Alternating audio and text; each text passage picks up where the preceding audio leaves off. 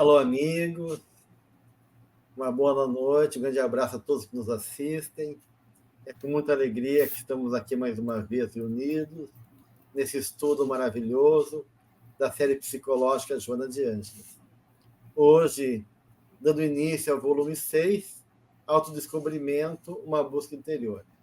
Um livro importantíssimo, né? Porque, de uma certa maneira, a proposta da benfeitora é justamente, né, esse caminho de despertar da consciência a partir dessa caminhada interna. Então, o autodescobrimento é uma ferramenta essencial para o nosso entendimento desse processo, da qual a benfeitora vai nos propor aqui a partir do livro. Então, eu dou as boas-vindas para a Cláudia, para a Marluce, que estamos iniciando, né, mais uma obra, né, e hoje a gente vai, então, se ocupar justamente do prefácio.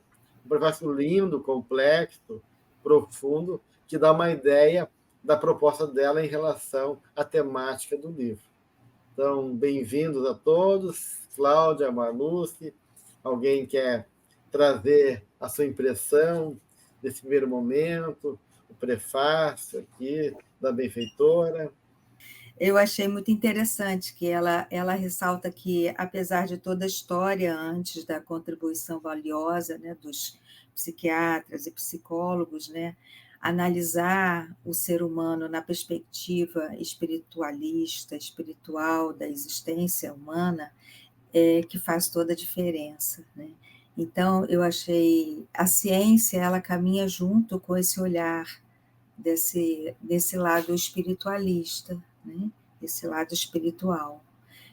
Sem esse lado espiritual, a Joana vai dizendo, né, a nossa existência ela se torna sem sentido, né? Parece que começa e termina como algo sem um propósito, ao acaso, né? E assim, ao acaso da sorte, ao acaso dos acontecimentos, né?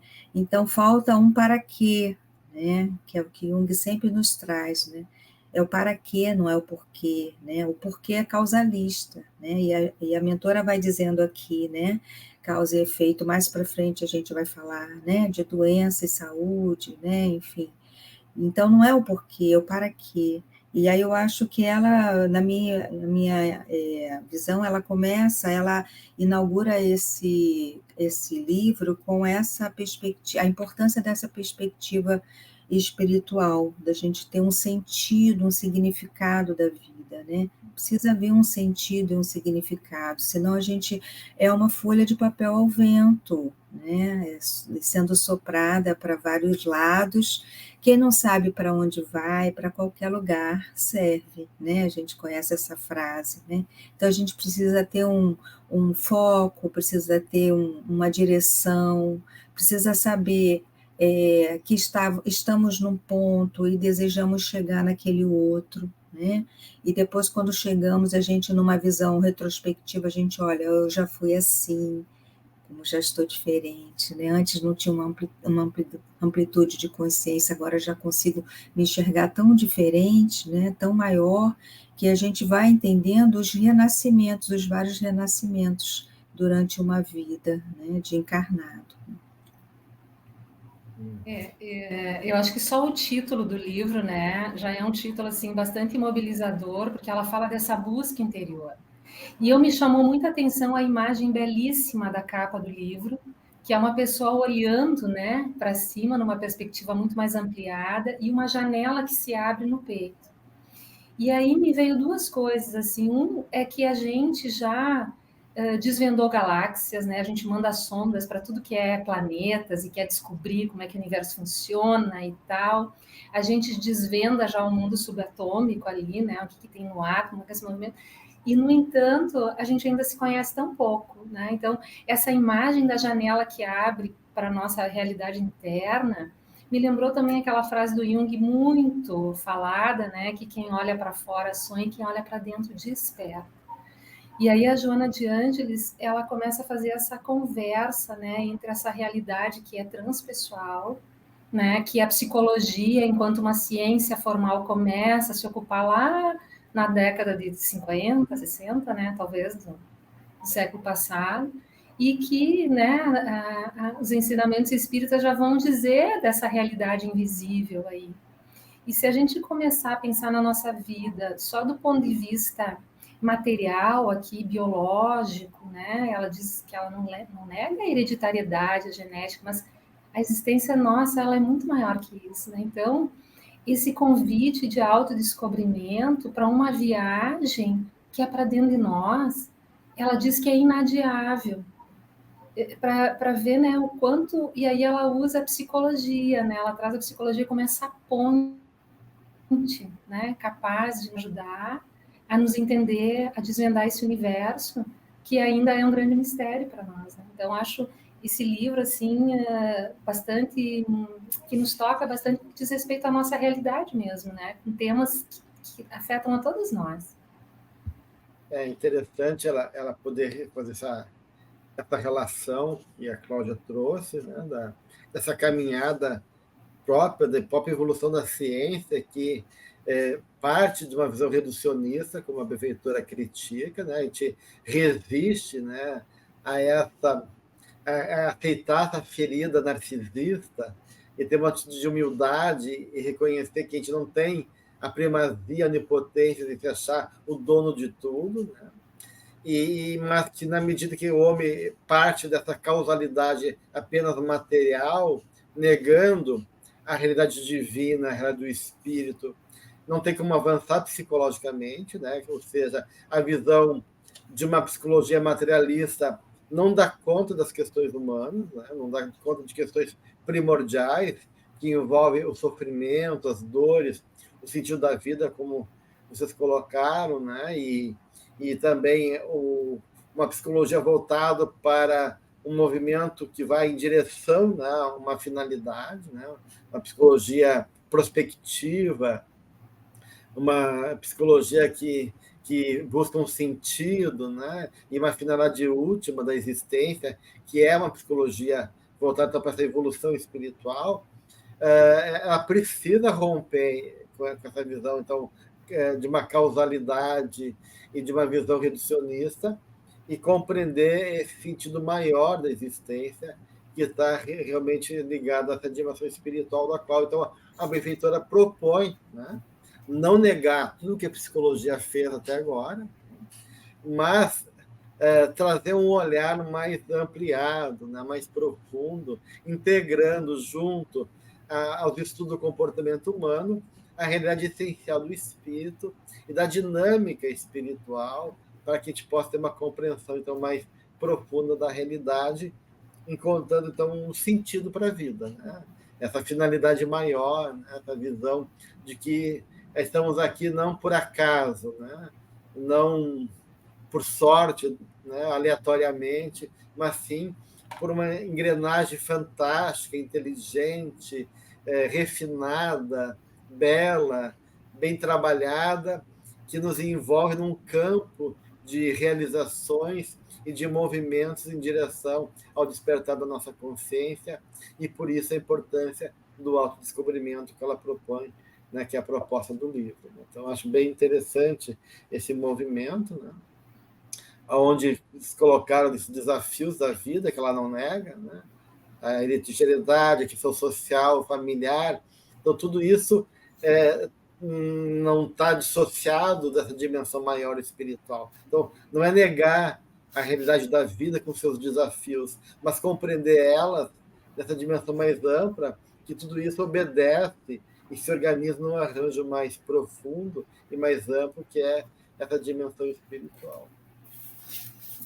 Achei interessante quando você colocou isso, né, que ela não renega, né, o histórico, né, e a conquista da ciência com os pesquisadores, né, porque isso é interessante, porque a impressão que a gente tem é que quando surgia um pesquisador, né, ele parecia que ele estava contradizendo todo o que o outro falou e trazendo uma abordagem, né. E a Joana, ela vem trazendo essa visão não neurótica, né, que não é isto ou isto, né? Então ela arrebanha todos, mas aí ela acrescenta essa visão espiritualista, né? Essa visão que você trouxe, né, dessa perspectiva da psicologia psicológica, né? E isso vem muito também a calhar com o que a Marluce trouxe, né? Esse mundo de conquistas fora, lá fora e dentro, né? Então, a gente vai conquistando tudo, a importância de não deixar nenhuma partezinha de lado, né? Renegada, né? Não observada, né? É, e aí ela fala aqui da engenharia genética, né? A engenharia genética com esse estudo de DNA, do RNA, né? E aí eu fui olhar qual é a definição da engenharia genética, né? E diz assim, é um conjunto de técnicas de análises moleculares que permitem estudos de caracterização, expressão e modificações do material genético dos seres vivos, né? E aí tem todo um trabalho da ética, né? Em volta disso. Mas o que me chamou a atenção é que ela diz que, por outro lado, a engenharia genética atual, né, começa a detectar a energia como fator causal para a construção do indivíduo. E eu fiquei pensando, o que tem a ver a engenharia genética com esse fator causal, né? E aí eu fiquei pensando, essa mobilização, essa transformação, esse estudo da modificação, né, do DNA através do RNA, enfim, né, mensageiro, toda, né, quem estuda ciência sabe, né, RNA mensageiro, enfim. Isso tudo tem a ver com o quê? Com essa movimentação, essa transformação para esse novo ser que a gente precisa ser. E essa transformação é ligada à energia, porque ela coloca a energia como fator causal na construção. Que energia é essa, né? Energia que veicula através do pensamento, né? A forma da gente se colocar, a forma de modificar o pensamento para que esse novo ser que ela nos anuncia a necessidade, né, desse novo homem, né, dessa busca do interior, possa realmente se dar. Né? Então, como é que a mudança, né, dessa forma de pensar energeticamente, movimentando células, moléculas, movimentando a nossa forma de pensar para que a gente se coloque no mundo de forma diferente? Eu acho importante isso, Cláudia, porque ela diz que a própria então, física e biologia necessariamente vai chegar a um ponto, né, que avançando nos seus estudos vai reconhecer essa dimensão mais sutil. Né? Então, é como se a própria ciência vai evoluindo e vai compreendendo que essa visão mecânica simplesmente da realidade, né, não satisfaz e não justifica a dinâmica da vida e das questões humanas. E aí a gente vê essa noção de design inteligente, que é muito comum hoje em dia, né? O conceito de design inteligente. Existe um arranjo, um design, um desenho inteligente, né? que promove a vida e organiza a vida. E tudo isso vai, então, trazendo, né, a necessidade do homem refletir essa dimensão mais sutil, energética, da qual existe, então, um fator que não é material, que é realmente a dimensão do espírito, regendo, né, e a própria visão de vida regendo todo esse processo da vida em todas as suas formas de manifestações.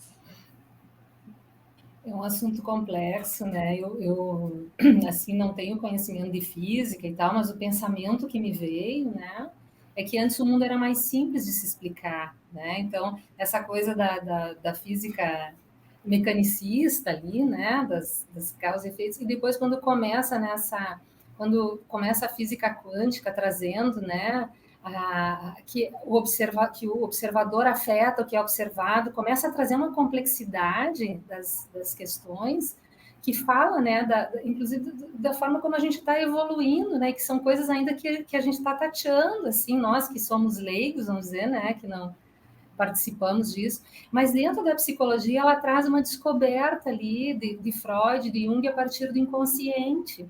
E aí eu me lembrei, né, daqueles filmes que falam das pesquisas, né, daquelas mulheres que tinham paralisias assim físicas e que não se achavam uma causa orgânica. E aí foram ver, não, opa, mas tem uma causa que não é conhecida. E onde é que está isso? Ah, isso está no inconsciente. Hoje a gente fala com uma certa naturalidade de psicossomática, né? Ah, tá, mas as tuas emoções afetam o teu corpo físico. Hoje a gente tem mais acesso a isso. Mas imagine, né, há 100 anos atrás, alguém dizer, olha, tem causas que não estão na consciência, mas afetam o funcionamento. Então, esse desvendar, a própria ideia de inconsciente, né, a gente fala com uma certa naturalidade, mas isso não é natural para muitas pessoas. Ah, quer dizer que a forma como eu ajo, como eu reajo, é porque tem alguma coisa inconsciente que está ali me pressionando, né? Então, quando a Joana de Angelis traz essa questão do autodescobrimento, de entrar nessa nossa realidade, é entender também essas forças, isso tudo que nos mobiliza, né? Que vão determinando, muitas vezes, essas forças que a gente não conhece, né? Que vão determinando a forma como a gente enxerga a realidade, como a gente se relaciona com essa realidade, né? E se a gente não se dá conta, a gente pode passar a vida na encarnação repetindo padrões que a gente nem sabe que estão ali, porque eles estão nisso que nós chamamos de inconsciente, né? E para isso precisa um olhar para nós, cuidadoso, né? De nos observar, né? Que é esse compromisso conosco mesmo. Essa dimensão psi, né? A dimensão psi da realidade, que é justamente essa dimensão espiritual. Porque na medida que a gente fica só no material, tu fica em fatos. Fatos, né? E esses fatos são importantes, né? A realidade social, como ela coloca, uma família desagregada, um pai e uma mãe possessivos, tirânicos, né? A hereditariedade, fatos. Mas fatos não explicam. Então, de uma certa maneira, então ela diz, olha, fatos existem e influenciam a nossa vida.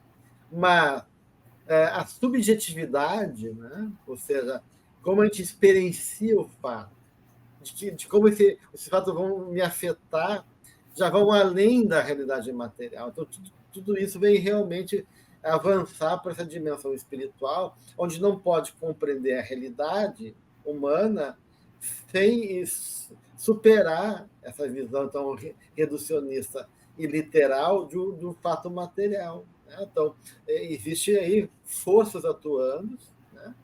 E nessa dinâmica de forças energéticas, como colocar aí, tem emoções, tem memórias, tem, né, um espírito ali que tem uma história já de vida, existe um arranjo que se organiza a partir de leis perfeitas, né, que me fazem estar nessa família, outra família. Então, isso vai dando uma complexidade e uma riqueza muito além da apenas de um fato reducionista, né? Eu sou assim porque a minha mãe é assado, eu sou assado porque a sociedade é isso. Então, isso gera um desculpismo, né? Uma falta de responsabilidade. Então, eu não posso ser responsável por mim porque eu sou fruto dessa sociedade, dessa família.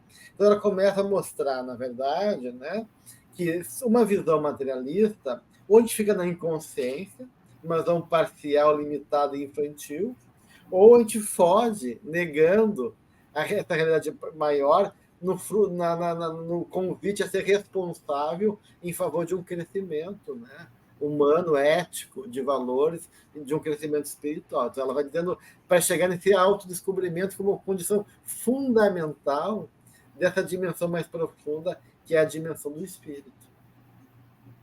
Ela coloca aqui que a necessidade desse autodescobrimento se torna inadiável, porque o que você traz são aquelas pessoas que colocam como um fatalismo, né?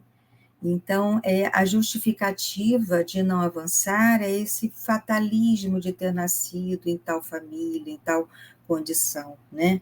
E aí ela diz, enquanto não se conscientiza das próprias possibilidades, o indivíduo atua-se em conflitos de natureza destrutiva, ou então foge para esses estados depressivos, né? Então, o que ela nos alerta é, como você disse, pela responsabilidade, né? Pela responsabilidade pelo seu próprio destino, né? Não importa o que fizeram comigo, o que importa é o que eu vou fazer com o que fizeram comigo, não é?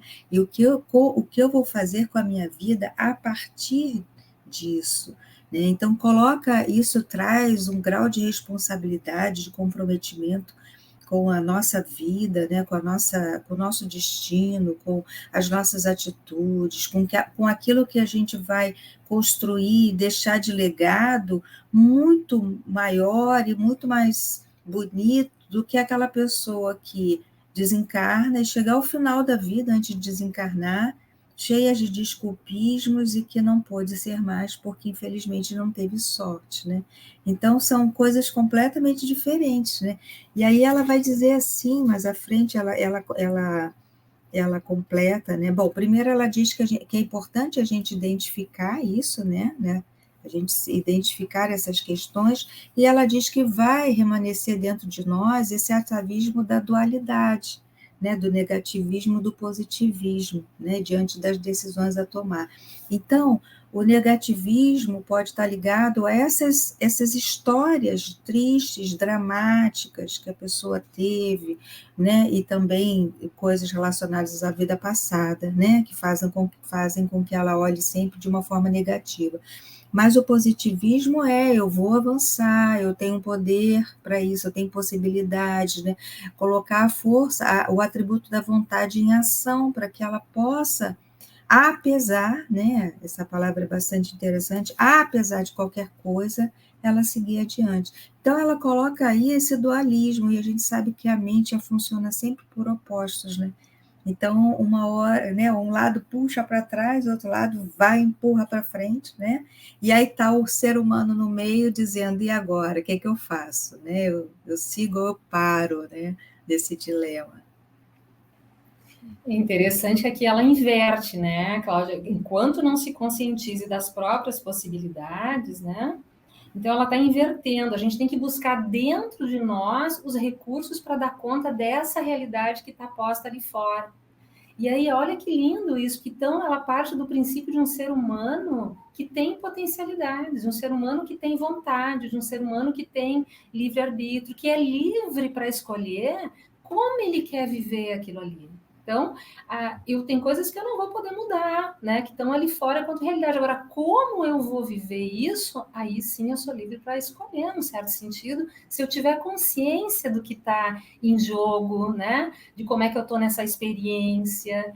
E aí que ela diz, então, ou a gente descobre essas possibilidades, né? Ou a gente vai fugir, né? Que é uma alternativa. Eu fujo, né? E ela diz, né? Aí pode entrar em estados depressivos, né? E aí uma série de outras questões que vão tornando mais complexa daí a nossa experiência aqui. E esse conflito, né? Que tu estavas falando ali, do negativo e do positivo, né? É justamente nessa conflitiva aí que a gente vai descobrindo, então, né? Como se posicionar perante a vida. Então, parte aqui de uma ideia de que nós realmente temos condições de estar aqui, né? Com recursos, né? E dentro do que a gente entende nos ensinamentos espíritas, a gente também não está sozinho, também tem isso, né? Que a gente está aqui, mas a gente tem também todo o auxílio, né? Da espiritualidade para a gente poder cumprir, né, as questões aqui da nossa encarnação. A benfeitora, na verdade, ela reforça, né, o que está na questão 919 do Livro dos Espíritos, né, que pergunta qual é o melhor meio para a pessoa evoluir. Né? E a resposta dos Espíritos é: um sábio da antiguidade já vos disse, conhece-te a ti mesmo. Então, de uma certa maneira, o autodescobrimento, né, ou seja, esse confronto, né, esse convite para sermos quem nós somos, na nossa essência, e reconhecer a nossa própria natureza, é fundamental para a gente poder avançar nessa vida de maneira rica e produtiva. E essa ambivalência que a Cláudia colocou, né, essa dualidade, começa justamente aí, né?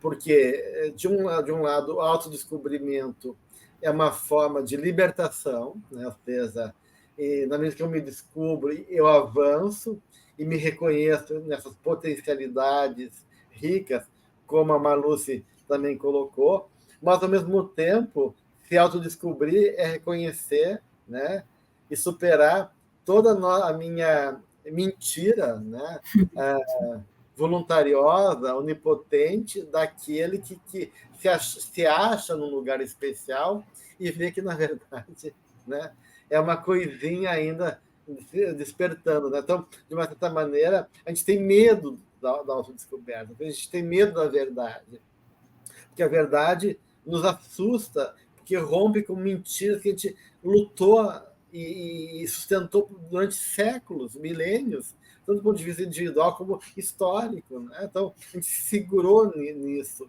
E agora a gente tem que abrir mão dessa fantasia, né, de uma vida material, injustificativa do que é disso, daquilo, da minha cor de pele, da cultura, da raça, do poder, para reconhecer a minha natureza humana, com toda a minha dor, com toda a minha fragilidade, e com todo o manancial amoroso que eu tenho, e de possibilidades para avançar. E é isso que essa questão toda que se depara, né? E aí diz a Joana justamente nessa dimensão humana, né? Nesse homem complexo, né? Que a gente sai desse homem simples para o homem complexo, para chegar depois no homem sábio. Né? Então, entre homem sábio e homem simples, tem homem complexo, e homem complexo justamente é homem dividido. Né?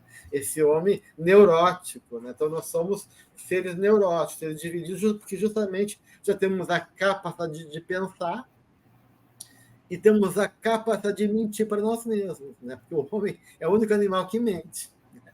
Né? A gente consegue mentir para nós mesmos, né? E criar ilusões. E aí abrir mão dessas ilusões. Então, esse jogo, né, que gera conflito, que a Cláudia colocou, né, dessa dimensão entre isso e aquilo, porque a verdade ou é isso ou é aquilo. E eu fico preso nisso, né, não reconhecendo que a dimensão é muito mais do que isso e aquilo.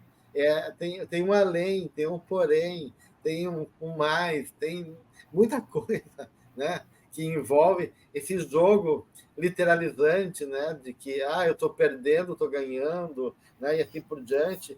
E aí vem essa dimensão tanto negativa, negativista, né, ou positiva, da qual a gente vai, de uma certa maneira, sendo crucificado, ou seja, vivendo a suspensão da nossa própria natureza em conflito, suspenso pelas nossas dúvidas, gerado pela insegurança, que, na verdade, tudo isso revela a pouca riqueza ética, né, de valores que a gente construiu.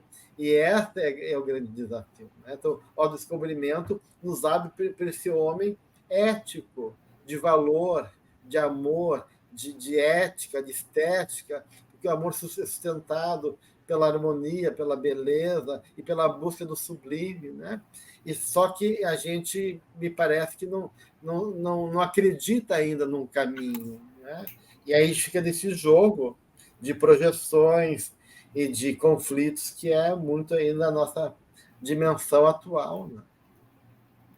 É interessante, né? Você falou assim que o autodescobrimento abre para esse homem ético, né? Aí eu fiquei pensando, mas aí, como você disse antes, abre para esse homem pobre também que era, né? Porque desvela, né? Tira o véu, cada vez que vai se conhecendo melhor, né?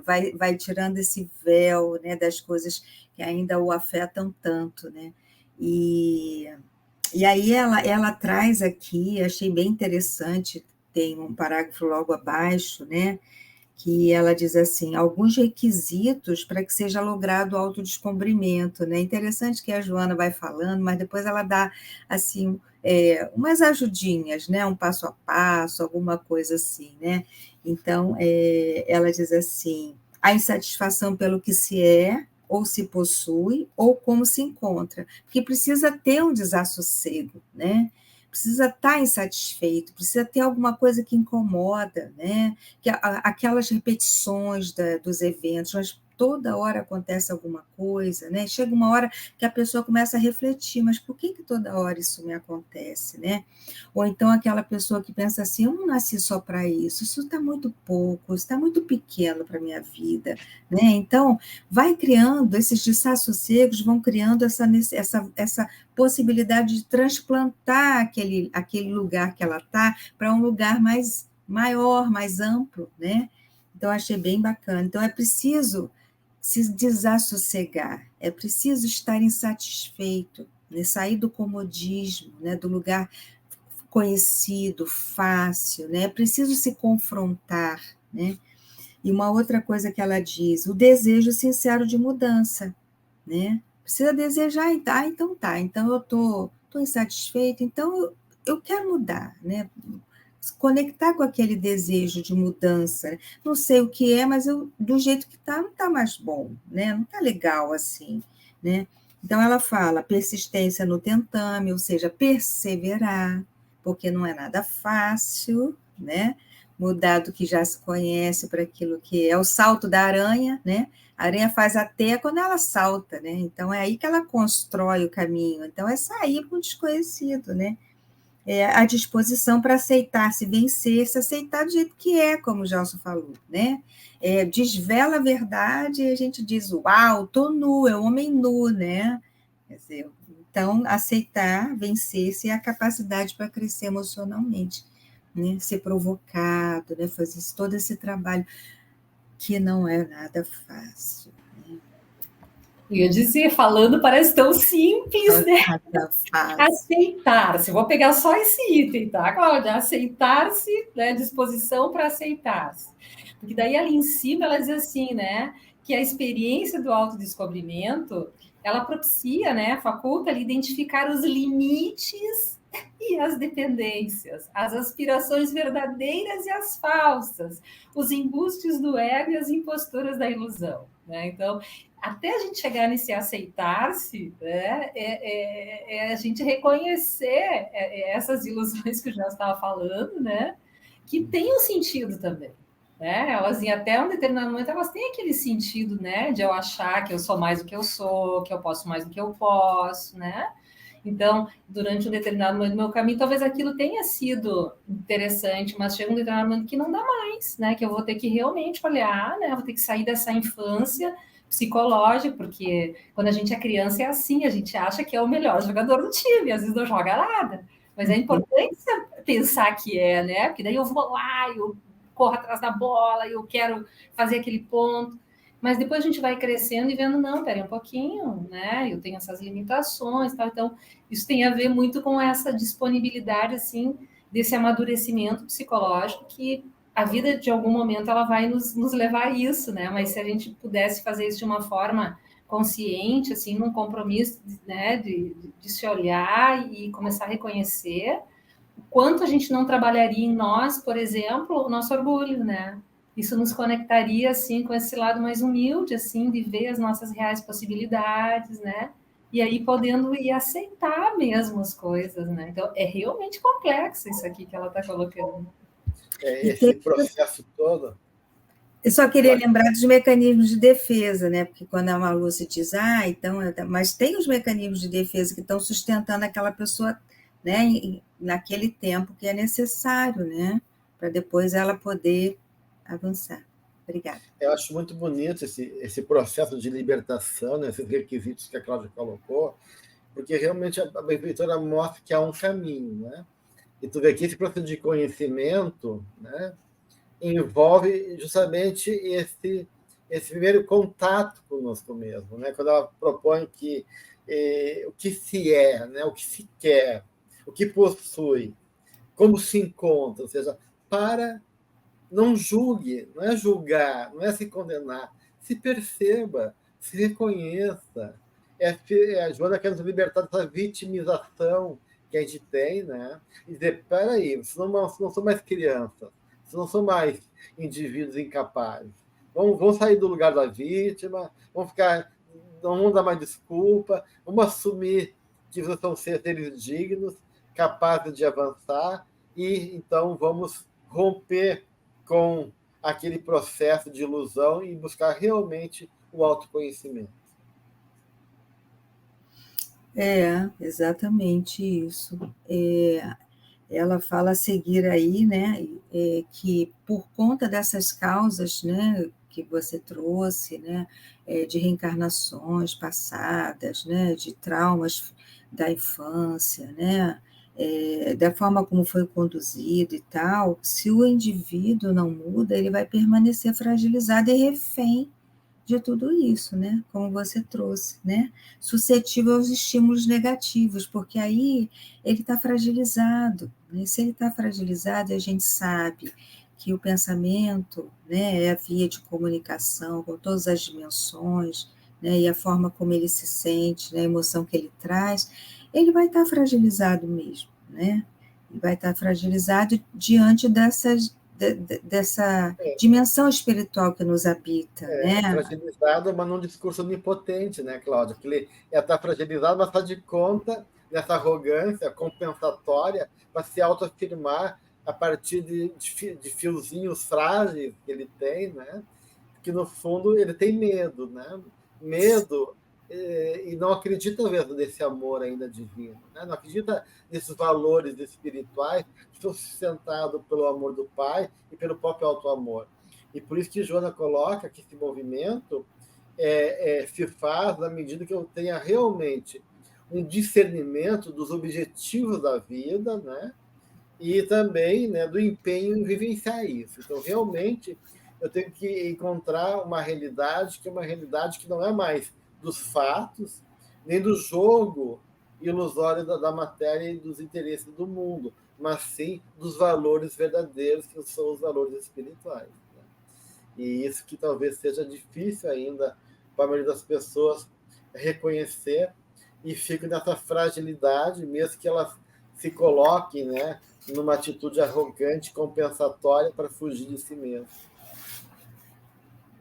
E ela é sempre muito positiva, né, gente? Porque daí ela diz, então, que todas essas aflições, essa fragilidade, essa baixa autoestima, é preciso ultrapassar isso, né? Seguir adiante, né? E aí ela diz, mediante um cuidadoso programa de discernimento, né, dos objetivos da vida e pelo empenho em vivenciá-lo. Então, aqui o discernimento no sentido de uma consciência, né, de estar envolvido, de estar na vida mesmo, né? Então, esse autodescobrimento que traz uma outra lógica, assim, né, que é realmente eu me responsabilizar por tudo. E isso exige uma maturidade nossa, né? Por isso que ela diz que, inadvertidamente, por comodidade, a maioria das pessoas aceita e submete-se ao que poderia mudar a benefício próprio. Então, quantas coisas que ela acredita que a gente já pode mudar, né? E a gente ainda não tem esse discernimento de dizer, tá, não, isso é tudo bem, eu realmente acho que eu não tenho condições, que eu sou a última bolachinha do pacote, mas vamos lá, alguém vai, né? Isso tem algum valor, né? Então, eu acho ela muito positiva, né? E aí ela diz que tem essa questão da autopunição, né? Autopunindo-se e acreditando merecer o sofrimento e a infelicidade com que se vê a braços, quando a propósito da divindade para com as suas criaturas é a plenitude, é a perfeição.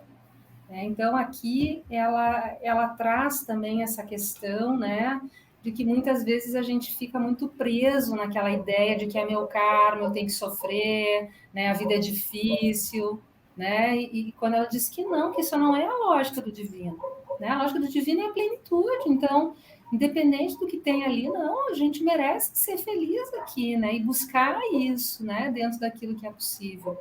Então, eu achei muito linda esse parágrafo aqui da Joana de Ângeles. Mas aí ainda está a vítima, né? Que se acredita, né? Que merece sofrimento, é como o que o Gelson trouxe, ainda está naquele padrão antigo, né? De inflacionado, né? Se sentindo especial, né? E aí sente especial, mas se coloca como vítima, né? Ainda está nesse lugar. Então, é um longo caminho mesmo, né? A gente vê que é um longo caminho de desvendamento, né? Primeiro de aceitação, né? E achei tão bonito também quando o Gelson falou, né? Todo mundo é especial, né? Até anotei aqui, né? Eu sou digno e especial, né? Achei tão bonito isso, né? Então, até a pessoa chegar a esse estágio de que ela é digna e especial, né? É um longo percurso, né? E aí eu me lembrei de uma amiga, Beth, ela fala, nós somos filhos de Deus, irmãos de Jesus, gente. Então, assim, tem uma potência, né, nessa fala, né, para a gente poder recuperar, né, essa divindade que habita em nós, né? E esse irmão que veio maior, que veio nos trazer, né, essa notícia, né, de que nós somos filhos do Pai, né? É interessante tudo isso, porque ela está realmente falando ainda dessa mentalidade, né, dessa conduta infantil. Ela diz que a gente é dominado ainda por essa conduta infantil, que é um processo de pensamento, né, uma forma mental de viver a vida muito acomodada e não responsável. Então, ou é movido pelo medo, ou movido pela voracidade infantil de querer tudo, né? Então, ela diz, né, que envolve isso que você está falando, que a mulher trouxe, de ou tu fica nessa mentalidade de ser merecedora, de uma maneira pouco criteriosa, ou do castigo. Então, uma educação por prêmio, né? Se tu se comportar, tu vai ganhar o céu. Se tu se comportar, tu vai para o inferno. E não uma mentalidade de discernimento, de reflexão, de operacionalidade a partir de ti mesmo, né? Nesse processo que envolve acerto e erro, desafios e reconhecimento da nossa pequenez, descoberta de coisas importantes, ou seja, desse caminho realmente de viver a vida por inteiro, que é o que o Jung propõe também, né? Que, de uma certa maneira, um dos maiores pecados, né, é abdicar da própria vida, se abandonar, né? Então, a Joana propõe, de uma certa maneira, viver a vida por inteiro, ou seja, e sair dessa visão infantil, né, de prêmios e castigos, onde a resignação pode ser também uma armadilha, né? Eu aceitar simplesmente como uma forma de não lutar. Então, eu tenho que aceitar a vida, eu tenho que aceitar o que a vida impõe enquanto desafio, e às vezes até um sofrimento, né? Porque, de uma certa maneira, isso pode me pertencer enquanto a minha dinâmica, mas isso não quer dizer me acomodar, né? Então, ou seja, aceitar, não se revoltar, mas não quer dizer que eu não posso mudar isso, né? Então, a proposta do Cristo, né, na voz divina que ele veio anunciar, é justamente da felicidade, como a Joana várias vezes vem colocando, e aqui ela também reforça, né, que o nosso caminho é de plenitude e de perfeição, né, e de felicidade, é isso, né? Só que isso é um processo de conquista, mas é essa a proposta que Deus tem para nós e da qual Jesus vem nos trazer, né, as possibilidades. Então, de uma certa maneira, esse autodescobrimento nos liberta dessas imagens equivocadas, né, a respeito da própria vida, e que na nossa infantilidade a gente se agarra como forma de sustentar uma vida que, na verdade, é baseada ainda no medo, na insegurança e no desamor conosco mesmo.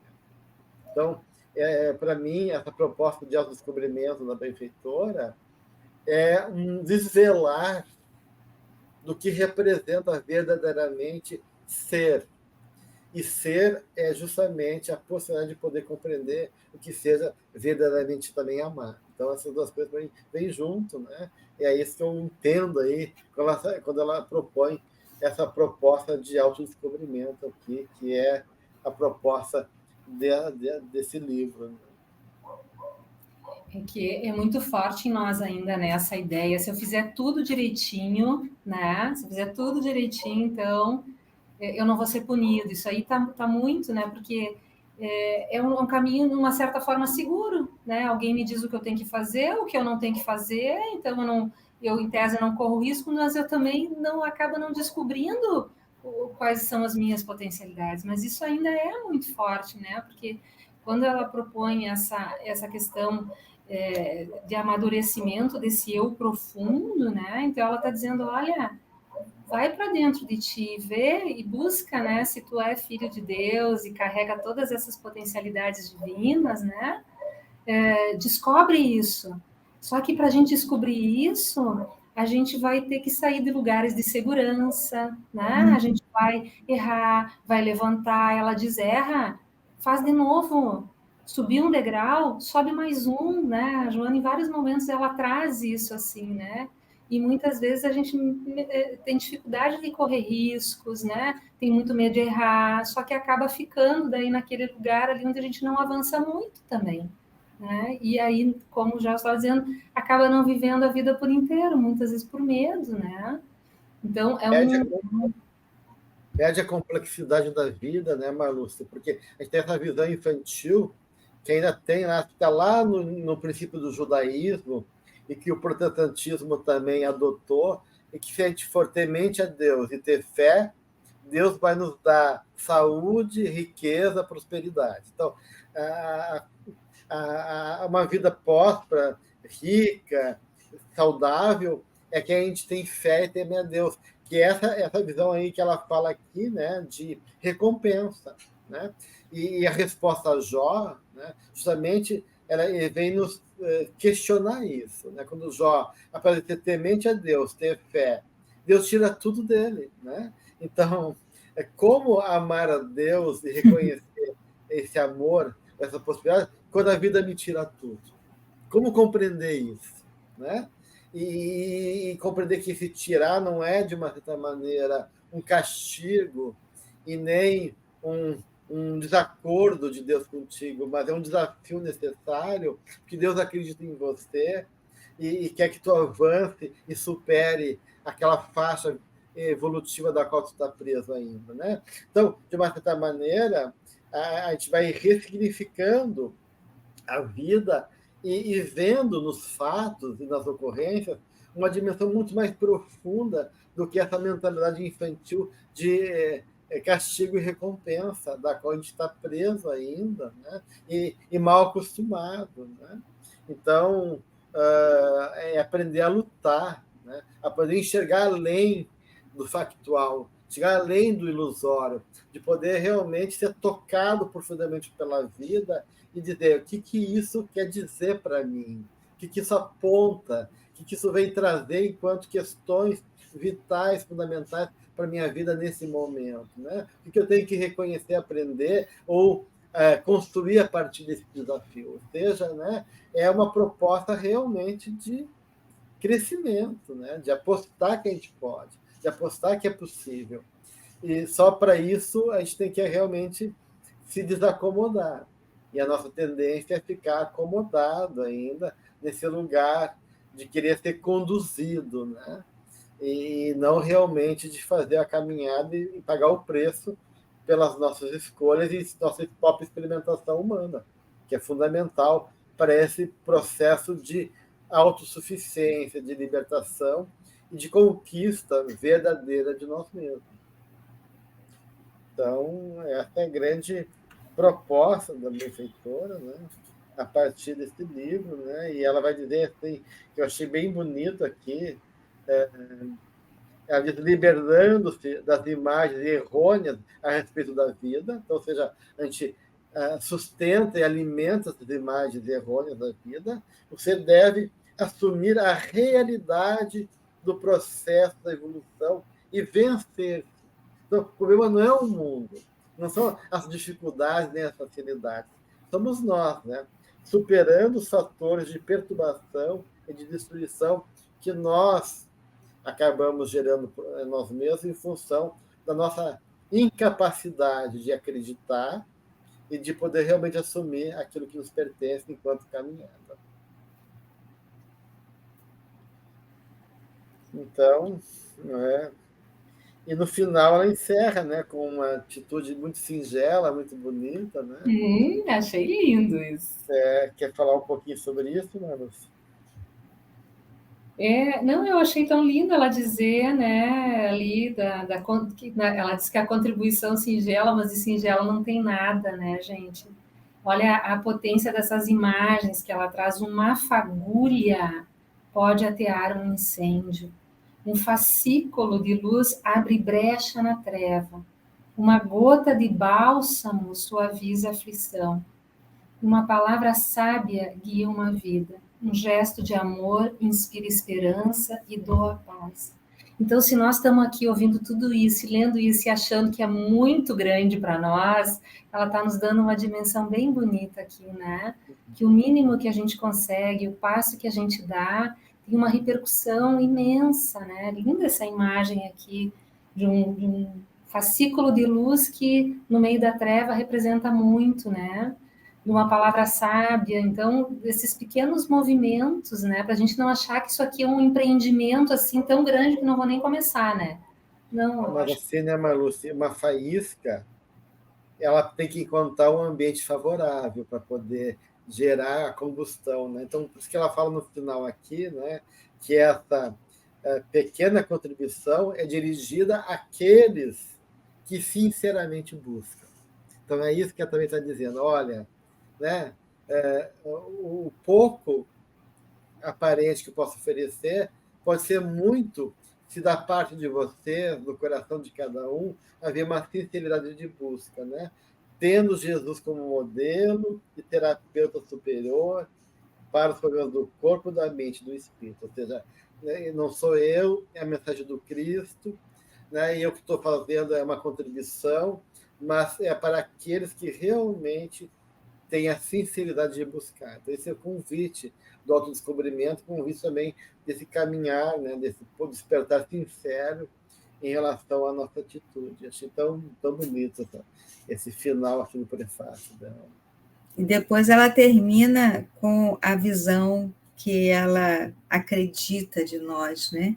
Permanecemos confiantes nos resultados felizes, né? Então, é essa aposta, né, na nossa potência, nas nossas possibilidades, né, de ressurgir, de renascer a cada momento. Muito bonito mesmo.